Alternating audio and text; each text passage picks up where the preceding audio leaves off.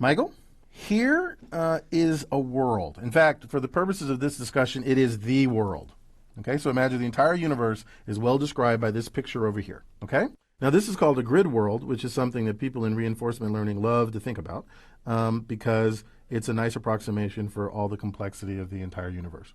Now, this particular world is a 3x4 grid. So you have, 1 comma 1, 2 comma 1, 3 comma 1, 4 comma 1. You have 1 comma 2, 1 comma 3, and so on and so forth. For the purposes of this discussion, we can think of the world as being a kind of game where you start out in a state, which we're going to call the start state, and you're able to execute actions, one of these four, up, down, left, or right. And the purpose is to wander around this world in such a way that eventually you make it to this goal over here, this little green spot. You see that, Michael? Yep. And under all circumstances, you must avoid the red spot.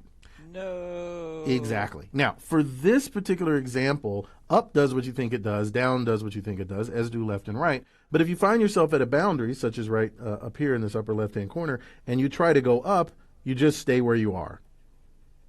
If you try to go left, you just stay where you are. But if you go right, you do actually end up in the next square. Got it? I think so. Okay. 3 last things. 1, this little black space here is a place you can't enter into, so it acts just like a wall. This green space is the goal, and once you're there, it's over. The world is over, and you get to start over again.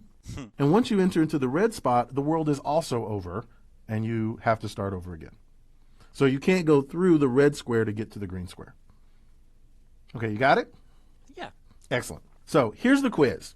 Given this particular world with the physics I just described to you, and given these actions that you can take, up, down, left, and right, what is the shortest sequence of actions that would get us from the start state to the goal state? And you can just type in the words up, down, left, and right, separated by spaces or commas or anything like that.